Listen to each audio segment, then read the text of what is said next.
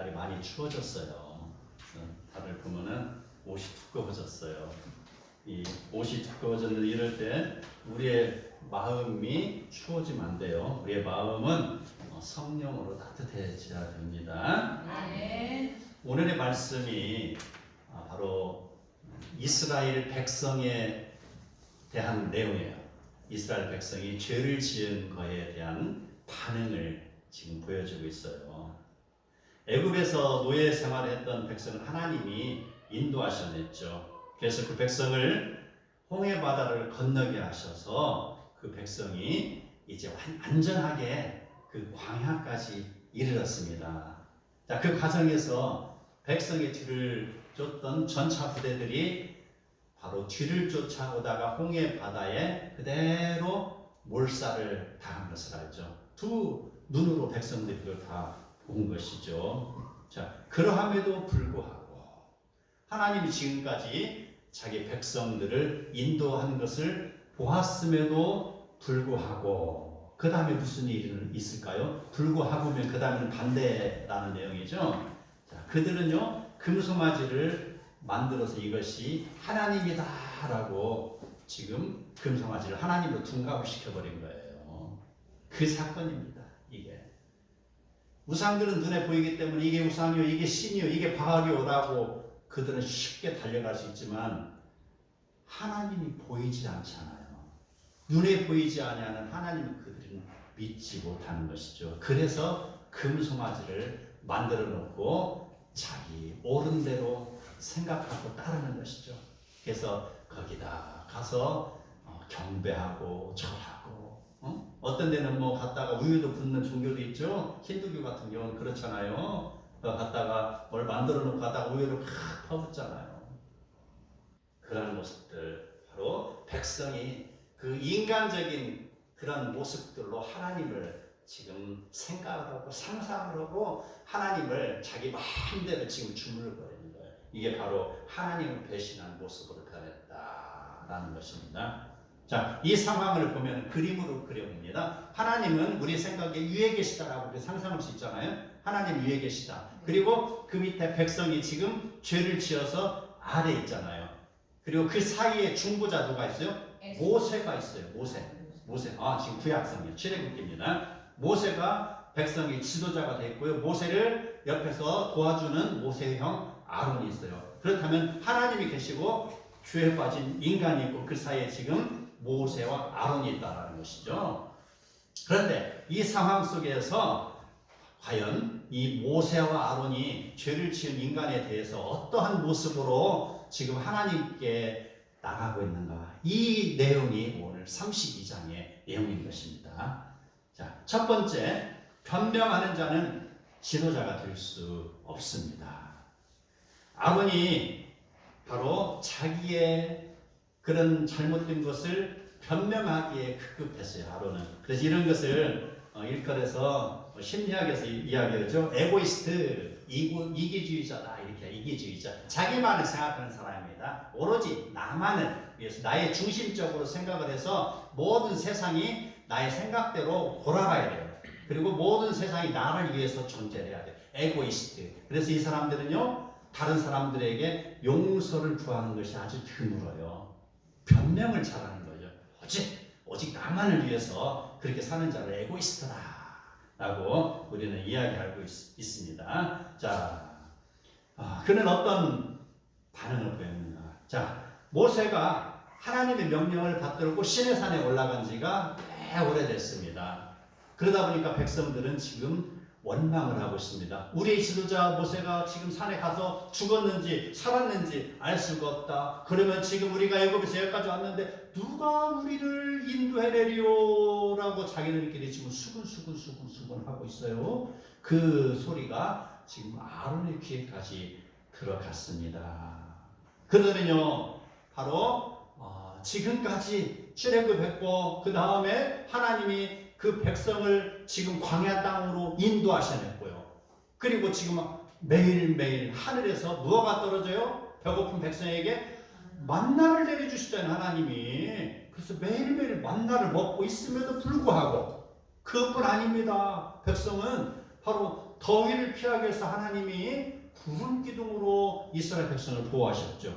그 다음에 밤에는 살을 에이는 듯이 추워요. 일교차가 심합니다. 그 추위를 막아주기 위해서 하나님께서는 무엇으로 그 백성을 도와주셨어요? 하늘에 불기둥으로 도와주셔서 그 추운 그 광야에 살을 에이는 듯한 그 추위를 막아주셨음에도 불구하고 그들은요 바로 하나님의 은혜를 알지 못하고 오히려 그 은혜를 악으로 갚는 자들입니다. 그러한 자들이 수군거릴 때 바로 백성에게 아론은 이야기합니다. 너희의 손에 있는 금고리를 가져와라.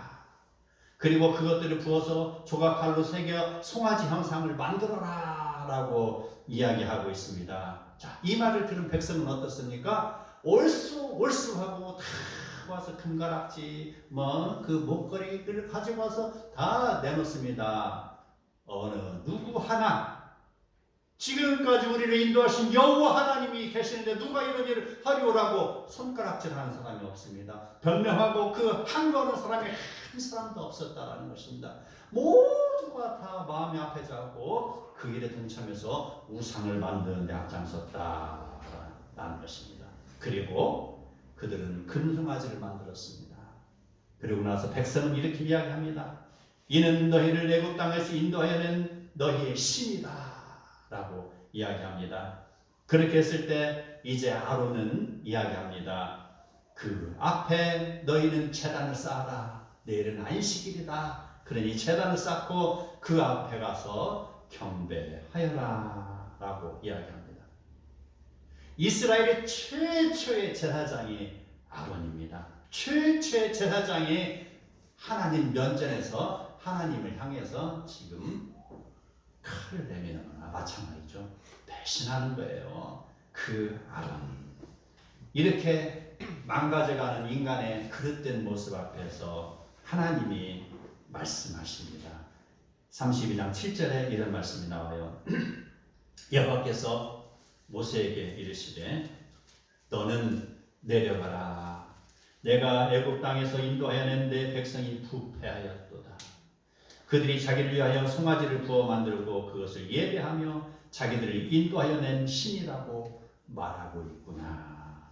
자, 이렇게 하나님이 모세에게 말씀하시니 이 말씀을 들은 모세가 어떻게 반응합니까? 하나님이 주신 그 돌판, 십계명이 기록된 그 돌판을 가지고 산 아래로 던져버립니다. 그 산 아래로 던졌다는 것은 바로 그 송아지를 그 우상 덩어리를 이 말씀으로 부숴버린다라는 그런 개념으로 우리는 해석을 할 수가 있어요. 그리고 그 금송아지를 부수어서 가루를 만들어 물에 뿌려서 이스라엘 자손에게 어거지로 마시게 합니다. 먹어라. 그래도 이게 신이라고 먹어라. 이렇게 어거지로 막 입을 벌리고 먹이듯이 그들의 잘못을 지금 징계하고 있는 것입니다. 그리고 나서 모세가 형에게 다가가서 이야기합니다. 당신이 어떻게 하였기에 그들을 죄에 빠지게 하였나이까? 라고 아론에게 지금 이야기하고 있습니다. 자, 드디어 아론이 어떻게 나오는가를 보겠습니다. 자, 22절에 아론이 이야기합니다. 내 주여 노하지 마소서. 이 백성의 악함을 당신이 아나이다 라고 했습니다. 비록 그는 모세의 형이지만 지금 백성의 인도자로 누가 택함을 받았습니까? 모세가 받았습니다. 그래서 예를 들면 모세는 지금 대통령이고요. 아론은 국무총리가 된 거예요. 그랬을 때 국무총리는 당연히 대통령 앞에 굽실거려야 되잖아요. 명령에 순종해야 되고 그 대통령이 이야기했습니다. 어떻게 하여서 당신이 그들을 죄에 빠지게 하였나이까 하니까 그 국무총리인 아론이 백성이 악함을 당신이 알지 않습니까? 라고 지금 항변하고 있습니다. 아론은 모세가 없는 기간 동안에 모세를 대신해서 백성을 다스려야 했음에도 불구하고 오히려 백성의 악함을 지금 핑계 삼고 있는 것입니다. 이러한 모습들은요, 환경을 핑계 삼는 그러한 것이 될 수가 있습니다. 환경이 갖추어진 곳이라면 누구든지 일을 할 수가 있어요. 지금도 그렇습니다. 환경이 갖추어지면 누구든지 그 환경에서 일을 하는 거예요. 대통령 세워봐야 다 일을 하죠. 물론 잘할지 안 할지 모르지만. 그런데 환경이 안 좋다고 지금 불평하는 그런 거나 마찬가지라는 것이죠. 참된 지도자는요, 환경을 탓하지 않습니다. 유능한 장수는요, 그 무기를 탓하지 않습니다. 자기의 열심히 노력하는 것을, 노력하지 못함을 탓하는 것이고요, 자기의 그런 부족함을 탓하는 것 뿐이라는 것입니다. 그러나 아론은 여기에서 백성을 탓하고 있는 그런 모습, 변명으로 지금 일관하고 있는 것입니다. 22절, 23절, 24절에 보면은 또 이렇게 변명합니다. 모세가 어떻게 되었는지 우리가 알지 못하나니 우리를 인도할 신을 만들라고 백성이 요청하였나이다.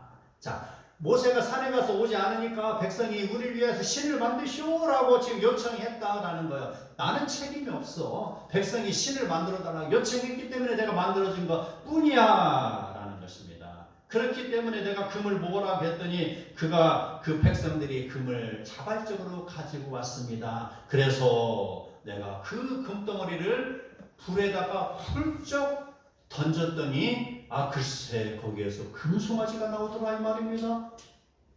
이 동화를 쓰고 있어요. 아론이 동화 소설을 쓰고 있습니다. 이렇게 변명을 하고 있는 거예요. 변명을요. 자, 그 변명이 참으로 궁색하기 짝이 없습니다. 이러한 아론의 변명을 한마디로 요약하자면요, 아론이 자기가 그 일을 주도한 사람임에도 불구하고 나는 이번 사건에 대해서 책임 없습니다 라고 지금 발뺌하는 것과 똑같다라는 것입니다. 자, 이 상황을 봤을 때 우리는 아론이라는 인물을 한번 살펴볼 필요가 있어요. 아론은요, 그동안에 하나님과의 친밀한 교제가 없었어요. 친밀한 교제가 없이 갑자기 모세의 형이라는 것 때문에 갑자기 국무총리가 된 것이죠. 이건 마치 솔로몬이 그 아버지로부터 받은 교육이 거의 전무했음에도 불구하고 어느 날 갑자기 왕이 됐던 것과 비슷한 사건입니다. 그랬을 때 그는 지혜는 받았을지 모르지만 이스라엘 나라를 패망의 길로 인도한 그런 사람이 되는 것입니다. 마치 아론도 그와 같아요. 아무런 공로가 없습니다. 아무런 하나님과 인격적인 만남이 없었던 것이죠. 성숙할 수 있는 신앙적인 계기가 없었어요. 바로 하나의 그 붉은 대추가 익기 위해서는 어떻게 됩니까? 바로 몇 번의 번개를 맞아야 되고 천둥 소리를 들어야 되고 몇 번의 그 폭우를 견뎌내야 되잖아요. 그랬을 때 비로소 가을에 달빛 아래 붉게 익어가는 그 처녀의 볼같이 아름답게 빨갛게 익어가는 대추가 나오잖아요. 신앙도 마찬가지라는 거예요. 신앙도 어느 날 갑자기 익어가는 게 아니에요. 바로 하나님을 만났을 때 그 사람의 신앙이 갑자기 높은 단계로 올라가는 거 아니라는 것입니다. 점차로 그 단계를 계단을 올라가면서 신앙이 굳건해지면서 바로 아브라함이 이삭을 바치기까지 신앙이 올라간 것처럼 신앙의 성숙하는 것도 단계가 있다라는 거 우리는 알아야 될 것입니다. 이러한 모습들을 우리는 사무엘상 15절을 보면 사울왕을 통해서 볼 수가 있습니다. 그는요 바로 아말렉의 육축을 모두 진멸하라는 하나님의 명령을 어기고요 좋은 것을 남겨두었습니다. 그랬을 때 탄로가 났습니다. 사무엘에게 탄로가 났습니다. 우양의 소리가 들리는 것입니다. 저 소리는 무슨 소리입니까? 라고 이야기했을 때 그는 바로 변명을 하죠. 그는 그래서 좋은 것으로 남겨두어서 하나님께 제사를 드리기 위함입니다 라고 거짓말을 하였다는 것입니다. 그 결과 어떻습니까? 그 결과 모든 것을 진멸하라고 했습니다. 불구하고 이 거짓으로 자기를 위하여서 남겨놨던 그 우양을 갖다가 거짓으로 하나님께 제사를 드리기 위해서 만들었다고 했던 그의 결과 그는 바로 하나님이 폐위시켰잖아요. 그래서 블레셋에 죽임을 당하게 만들었잖아요. 블레셋을 패배하게 만들었다라는 것입니다. 자, 이러한 사실은 신약성경 마태복음 25장을 보면은 또 알 수가 있습니다. 자, 한 달란트를 위탁받은 종의 이야기 아시죠? 한 달란트, 두 달란트, 다섯 달란트 여러분 잘 아실 것입니다. 그랬을 때 그 한 달란트 이닥받은 종은요 가서 일해서 이윤을 남길 생각을 하지 아니하고 그걸 갖다가 땅속에 파묻어두고 게으르게 콜콜 잠만 자다가 주인이 왔을 때 어떻게 했어요? 그 다시 끄집어내서 파서 땅을 파서 훌툴 털어가지고 주인이 여기 있습니다라고 갖다 바쳤죠. 그랬을 때 그 주인은 어떻습니까? 그는 내가 왜 일하지 않냐고 그대로 가지고 왔냐라고 하니까 주인은 강직한 성품이기에 일하지 아니하고 뭐 이렇게 어떤 이윤을 함부로 취하지 아니하고 이런 주인을 알기 때문에 내가 그대로 덮어뒀다 가지고 왔습니다. 묻어뒀다 가지고 왔습니다라고 변명을 하고 있었어요. 그랬을 때 주인에게 꾸지람을 당했잖아요. 악하고 게으른 종이다라고 꾸지람을 당한 것입니다. 그리고 빼앗기고 그것을 다시 2달란트, 5달란트 받은 그 사람에게 주었다라는 것. 자기가 잘못했으면 그것을 뉘우쳐야 돼요. 잘못을 회개해야 돼요. 용서를 구해야 되는 것이죠. 아까 제가 뭐라고 했어요? 우리 예배당에 왔을 때 가장 먼저 뭘 떼어내야 된다고요? 계급장을 떼어내야 돼요. 대통령도 계급장 떼야 돼요. 하나님 앞에서는 국무총리도 국회의원도 다 떼어내야 되는 것입니다. 하나님 앞에서 높은 사람 하나도 없습니다. 바로 내가 죄인입니다. 나의 죄를 사해 주시옵소서. 나의 삶 속에서 내가 지은 죄 하나님께 고백하오니 용서해 주시옵소서. 낮아지는 자세로 하나님을 만날 때 하나님의 은혜가 그 안에 들어가는 것이지 핑계를 대고 끝까지 내가 안 했습니다. 안 했습니다. 내가 아닙니다. 절대로 나는 그런 일 안 했습니다. 라고 외면하고 자기만을 생각하고 고집하는 이 에고이스트를 하나님이 그냥 두겠습니까? 하나님 그를 멀리하는 것 아니겠냐 이 말입니다. 로마서 1장 20절 함께 보겠습니다. 시작. 창세로부터 그의 보이지 아니하는 것들 곧 그의 영원하신 능력과 신성이 그가 만드신 만물에 분명히 보여 알려졌나니 그러므로 그들이 핑계하지 못할지니라. 아멘. 하나님의 능력과 신성이 그가 만드신 만물에 분명히 보여져서 알려지고 있습니다. 자, 이런 것을 볼 때 우리는 누구든지 핑계할 수 없습니다. 변명할 수 없다는 것입니다. 전지전능하시고 무소부지하신 하나님 앞에서 어느 변명도 용납이 될 수 없는 것이죠. 이스라엘을 지키시는 이는 졸지도 아니하시고 주무시지도 아니하시는 것을 여러분은 믿으시기 바랍니다. 두 번째, 나의 책임으로 돌리는 자가 참된 지도자입니다. 모세는 여기에서 심리학적으로 얼티스트, 바로 이타주의적인 마음의 소유자입니다. 그래서 아까는 이기주의자죠. 그 반대가 얼티스트예요. 바로 이타주의자라는 것이죠. 과연 그가 어떤 반응을 보였는지 우리는 한번 살펴보도록 하겠습니다. 자, 아론과 백성이 자기 방식의 신앙을 가지고 있었으나 모세는 온전히 하나님의 명령을 따르는 방법을 지금 택하고 있었습니다. 십계명에서 가장 중요하게 다루는 것이 우상을 섬기지 말라는 것이었는데 백성이 금송아지를 만들어서 그것에게 절하고 광란에 춤을 추고 있었기 때문에 모세는 하나님으로부터 받은 돌판을 그곳에 던져버립니다. 하나님의 말씀을 던져서 우상에 물든 것들을 진멸하려는 바로 모세의 의로운 분노의 모습을 보게 되는 것입니다. 의로운 분노라는 것입니다. 자, 이 의로운 분노는 칼빈도 이야기했어요. 칼빈도 바로 니고데모가 그 바리새인들 앞에서 왜 너희들이 예수님을 재판도 하지 않냐고 예수님을 갖다가 죄를 덮어 씌우냐라고 하면서 분노를 했으니 이게 바로 칼빈이 이야기했던 의로운 분노, 바로 그 분노와 같이 지금 모세도 의로운 분노를 여기서 표출하고 있는 것입니다. 모세가 진문에 서서 이렇게 이야기합니다. 누구든지 여호와 편에 있는 자는 내게로 오라 라고 말하고 있습니다. 자, 누구든지 너희가 여호와 편에 있느냐 아니면 여호와 편에 없느냐 좌우간에 결정을 해라 이 말입니다. 우리에게도 이 말이 적용합니다. 우리는 지금 어느 편에 서야 됩니까? 여호와 편에 서야 됩니까? 아니면은 세상의 편에 서야 되는 것입니까? 쉽고 넓은 세상 문으로 가야 되는 것인지 아니면 그리스도의 도를 따르는 좁은 문으로 가야 되는지 너희는 좌우를 분명하게 밝혀라 이 말입니다. 그랬을 때 바로 누구든지 여호와 편에 있는 자는 내게로 오라 라는 말을 듣고 레위 자손이 그곳으로 다 몰려듭니다. 그랬을 때 모세는 그 레위 자손에게 이야기합니다. 너희는 칼을 차고 진 이 문에서 진 저 문까지 왕래하며 각 사람이 그 형제를, 각 사람이 자기의 친구를, 각 사람이 자기 이웃을 죽이라 라고 명령하였습니다.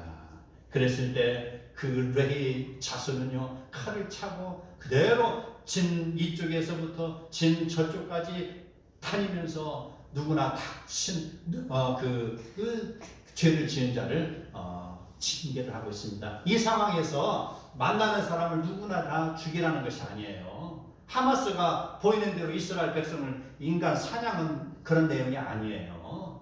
진 이쪽에서 진 저쪽으로 다니면서 죽이라 라고 한 것은요 바로 우상을 숭배한 자들과 그들의 주모자를 죽이라는 것이에요. 색출하라는 것입니다. 하마스를 색출하는 것처럼 그 우상을 섬긴 자들을 색출하라 라는 내용이 되는 것입니다.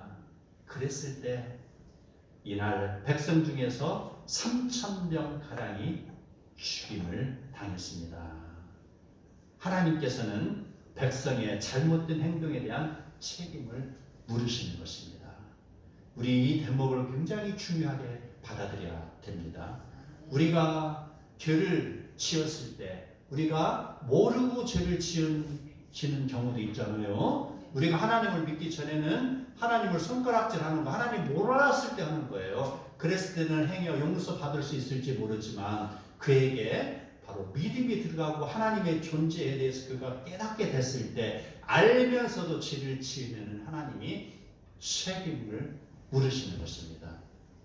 분명하게 다윗도 그 책임을 물었잖아요. 하나님께서. 그래서 우리는 죄를 바로 쳐다보지도 말아야 되고요. 죄에 가까이 가지도 말아야 되는 것입니다. 어떤 사람이 그러대요. 몇 달 전에 죄를 지어놓고요. 용서하면 되지라고 저한테 이야기를 하더라고요. 변명을 하고 있었어요. 그래서 더 이상 이야기를 안 했습니다. 일반 평신도라면은 자꾸 이야기를 했을 텐데 알만한 사람이 그런 이야기를 하더라고요. 목사 입에서 그 이야기가 나오더라고요. 죄를 지은 건 용서하면 되지요. 그러면서 저에게 따지듯이 이야기를 하는 거예요. 더 이상 이야기 안 했습니다. 알만한 분이 그런 이야기를 했을 때 바로 하나님께서는 백성의 잘못된 행동에 대해서 분명하게 책임을 물으신 줄 알아야 될 것입니다. 자, 이 상황 속에서 바로 동족의 죽음을 보아야 했던 모세의 마음은 어떻겠습니까? 그는요 바로 백성을 긍휼히 여기는 마음이 있었습니다. 그는요 백성을 긍휼히 여기는 마음이 40살 정도 됐을 때 우리는 알 수가 있잖아요. 동족이 그리워서 지금 그 바로의 궁전에 있다가 지금 동족이 노예로서 삶을 살고 있는 그 열심히 땀 흘려서 일하고 있는 현장으로 그가 달려갔잖아요. 동족이 보고 싶어서. 그랬을 때 바로 그 이튿날에 살인사건이 일어났잖아요. 애굽 사람 죽였잖아요. 지금 꼬여드는 거예요. 상황이 이 모세의 상황이 꼬여들었어요. 그는 동족을 사랑하고 싶었는데 동족끼리 다투었어요. 동족끼리 그래서 나무랬잖아요. 동족끼리 싸우면 되겠는가라고 나무랬더니 자 그 다음날 가보니까 애굽에 있는 그 병사가 이스라엘의 그 노동하는 사람을 갖다가 때리고 채찍질을 하고 난리가 났어요. 그랬을 때 애굽 사람 어떻게 한 대 때린 것이 죽어버린 거예요. 바로 이 상황을 어떻게 우리는 설명해야 됩니까? 이게 하나님의 인도하심의 역사예요. 이게 그 다음 장면으로 넘어가기 위해서 하나님은 그걸 만드신 것이고요. 바로 이 장면 속에서 우리는 모세가 동족을 사랑하고 있구나라는 것을 읽을 수가 있는 것입니다. 그랬을 때 모세는 지금 하나님께 비장한 마음으로 기도하고 있습니다.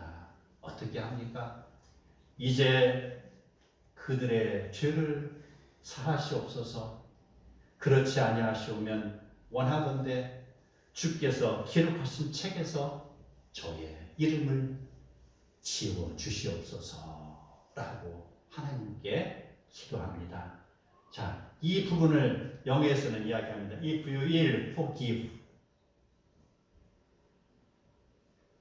만약 할 수만 있거든, 용서할 수 있거든, 용서하시옵소서. 하나님께서 용서할 만하시거든 용서해 주시옵소서, 이 말입니다. 자, 하나님께서는요 우리의 죄를 사해 주실 수 있는 그런 권능자이십니다. 요한 1서 1장 9절 함께 읽겠습니다. 시작. 만일 우리가 우리 죄를 자백하면 그는 미쁘시고 의로사 우리 죄를 사하시며 우리를 모든 불의에서 깨끗하게 하실 것이요. 아멘. 죄에 대해서는 분명하게 용서를 받는 기도가 들어가야 됩니다. 회개의 기도가 들어가야 되는 것이에요. 이 과정이 생략되고 그 다음에 넘어갈 수 없는 거예요. 분명하게 내가 이 일을 마무리를 지어야 돼요. 하나님께 간구해서 나의 죄를 용서해 주시옵소서. 그렇게 하면은 하나님께서는 바로 의로사 우리 죄를 사하시며 모든 불의에서 우리를 깨끗하게 하실 것이다 라는 것입니다. 죄를 용서해 주시는 하나님입니다. 그 하나님께 지금 모세는 간곡하게 부탁을 하고 있는 거 아닙니까? 주께서 기록하신 책이라는 것은 생명책을 말합니다. 만일에 하나님께서 용서해 주지 아니하시면 나의 이름을 생명책에서 지워달라. 지금 하나님께 자기 생명을 담보로 그는 지금 간곡히 부탁하고 있는 거예요. 어떻게 지금까지 올라온 인생인데 이런 말을 하고 있습니까? 그가 태어났을 때 바로 강물에 던져져야 될 위기에 있었잖아요. 바로의 명령에 의해서. 그때 살아났던 그가 아닙니까? 그가 애굽 공주의 양자가 되어서 40년 동안 궁중생활하고 그 애굽 사람 중에서 쫓겨남을 당했잖아요. 그랬을 때 광야로 도망쳐 살았잖아요. 그리고 40년 동안 광야에서 목축업을 하며 목숨을 연명했던 그인데 어떻게 내가 그 아슬아슬한 인생길을 이렇게 죽지 않고 살아왔던 나인데 내가 죽으면 된단 말인가 이렇게 생각하지 않은 것이죠. 이렇게 우여곡절 끝에 참 질기게 살아온 나의 모습인데 이런 나 자기 자신에 대해서 애착하는 사람이 어디 있냐고요. 자기 목숨을 아깝게 생각하지 않는 사람이 어디 있냐 이 말입니다. 그럼에도 불구하고 하나님이요 백성의 죄를 용서해 주지 아니하시면은 저의 이름을 지워주시옵소서 라는 그 고백들, 그의 마음에는 자신보다 민족을 더 사랑하는 동족애가 지금 풀처럼 일어나고 있는 것입니다. 어떻게 나 혼자 가나안 땅을 갑니까? 나 혼자 간들 내가 무슨 기쁨이 있겠습니까? 우리 동족과 함께 가야 되지 않겠습니까? 이 말인 것이죠. 이게 바로 책임 있는 것입니다. 책임자, 지도자의 모습인 것이죠.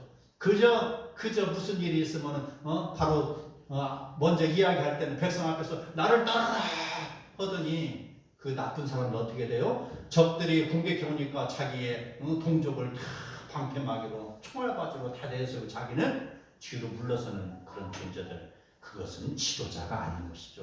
변명하는 사람과 같은 것입니다. 그러나 모세는 바로 이렇게 변명으로 일관했던 아론과는 다릅니다. 모세는 자기 생명까지 내어놓을 만큼 동족을 사랑하는 바로 이타주의적인 정신을 소유한 자입니다. 이러한 모습을 우리는 성경에서도 다른 인물을 찾아볼 수 있습니다. 에스더 잘 알죠? 에스더. 죽으면 죽으리라고 외쳤던 에스더. 그는 에스더 4장 16절 우리 함께 읽어보도록 하겠습니다. 시작.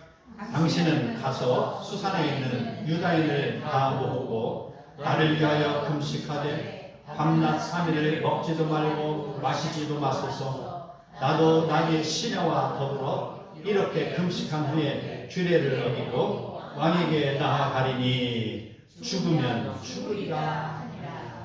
아멘. 어떻게 지금 그 자리에 올라온 사람인데 포로로 끌려간 그 여인 처녀 얼마나 많은 시련을 당해야 됐겠습니까? 적국에서. 그러한 그 여인의 모습으로 살아왔던 그가 이르게 제국의 왕비가 됐어요. 아하수에로 왕의 부인이 됐다는 것입니다. 그랬을 때 자기는 그 왕비로 떵떵거리면서 편하게 살아갈 수 있는 위치에 있음에도 불구하고 하만이라는 사람의 간계에 의해서 자기의 동족이 멸족을 당하게 생겼어요. 다 죽임을 당하게 생겼다는 것입니다. 이 사실을 알고 그는요 자기의 왕비의 직분도 중요하다 생각하지 않습니다. 그래서 이야기합니다. 내가 죽으면 죽으리라. 그러니 너희 함께 나도 금식기도 할 테니까 너희도 함께 기도하라. 그리고 나서 내가 날이 들면은 왕 앞에 나가리다. 이게 지도자의 모습입니다. 신약 성경에 또 한 사람 우리는 볼 수 있습니다. 로마서 9장 3절 시작. 로마서 9장 3절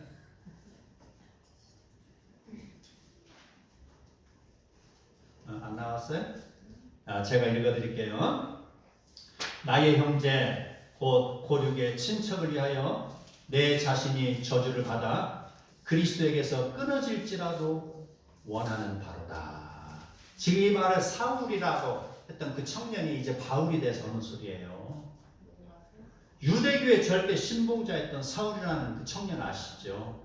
스데반이 유대인들의 돌에 맞아서 죽어갈 때 그 돌을 던지는 사람들의 옷을 맡아있던 그 청년 바로 기독교를 배척했던 청년입니다. 그 청년이 의기양양하게 담에색으로 말을 타고 찍찍 흔들면서 기세 등등하게 달려가고 있을 때 예수님을 만났잖아요. 예수님을 만나서 그가 바로 새 사람이 됐잖아요. 그리고 이제 자기 동족에게 복음을 전했잖아요. 그리고 이방인에게 복음을 전하는 사람이 됐잖아요. 그가 바로 자기 동족 자기의 민족의 구원을 위해서 지금 오늘 이렇게 이야기합니다. 나의 형제 곧 고륙의 친척을 위하여 내 자신이 저주를 받아 그리스도에게서 끊어질지라도 나는 원하는 바로다. 이 말이 무슨 말이에요? 내 동족을 구원해 주시라는 것입니다. 저 죄악의 길에 빠져있는 저 동족을 제발 좀 구원해 주세요. 이 말입니다. 나 혼자 지금 그 수렁에 빠져있을 때 내가 바로 기독교를 대적하는 그 입장에 수렁에 빠져있을 때 헉적거리며 다녔지만 지금 저들도 똑같이 지금 수렁에 빠져있습니다. 하나님을 알지 못하고 있습니다. 그리스도를 배척하고 있습니다. 저들을 구원해 주소서 하는 것입니다. 구원해 주소서. 저들을 구원해 주지 아니하면은 나는 나의 구원함이 무슨 의미가 있냐 이 말입니다. 그래서 내 자신이 저주를 받아 그리스도에게서 끊어질지라도 하나님 나를 담보로 나의 민족을 구원해 주소서 라는 외침입니다. 이라는 것이 바로 지도자의 모습인 것입니다. 아멘. 아멘. 우리는요 이 두 인물을 비교했을 때 아론이 보였던 그 이기주의적 태도는 바로 그가 하나님을 인격적으로 만나지 못했을 때 또 그가 하나님과의 그런 은혜의 책임이 없었기 때문에 자기의 살고 싶은 대로 살았다라는 것을 알 수가 있습니다. 그러나 그 이후에 나왔던 모세 또 그리고 왕비 에스더 그리고 신약 성경에 아주 중요한 인물이었던 바울 그는요 자기의 안위의 그런 모습을 뒤로하고 하나님 나라를 위하여서 자기의 동족의 구원을 위하여서 자기들의 목숨을 담보로 지금 하나님 앞에 다가서는 거 아니겠습니까? 우리가 금식기도 하는 것처럼 말입니다. 금식기도 하는 게 뭐라고 그랬어요? 금식기도 하는 거 나의 육적인 에너지가 다 빠지잖아요. 다 빠지고 하나님 나는 이제 힘이 없습니다. 도와주세요 라는 것과 같은 이치가 아니냐 이 말입니다. 바로 자기 희생적인 그런 모습들 자기의 그런 이타주의적인 모습들 이게 지도자의 모습이 되어야 할 것입니다. 네. 아멘. 세상은 날로 험하여서 정말로 이기주의적인 일들이 즐비합니다. 하나님을 믿는 성도는 아론과 같은 이기주의적인 신앙을 벗어버리고 하나님을 올바로 바라봐야 할 것입니다. 나의 삶이 지금은 곤고할지라도 하나님의 손길에 감사하는 마음을 가지고서 하나님의 나라를 갖고 갈 때 하나님은 모세와 같은 민족의 지도자로 우리를 일으켜 세워줄 것입니다. 로마서 12장 2절에서는 이렇게 이야기합니다. 너희는 이 세대를 본받지 말고 오직 마음을 새롭게 함으로 변화를 받아 하나님의 선하시고 온전한 뜻이 무엇인지 분별하도록 하라고 하셨습니다. 오늘도 이 험한 세상을 걸어가는 성도 여러분, 또 아픔 때문에 허우적거리며 인생의 그 고난의 길을 걸어가고 있는 성도 여러분, 지금 여러분은 하나님이 무엇을 물어봤을 때, 지금 당신은 무엇하고 있냐라고 물어봤을 때 지금 무슨 대답을 할 수가 있습니까? 나의 형제와 나의 자매, 이 땅에 죽어가는 수많은 백성들을 바라보며 당신은 무슨 대답을 할 수가 있습니까?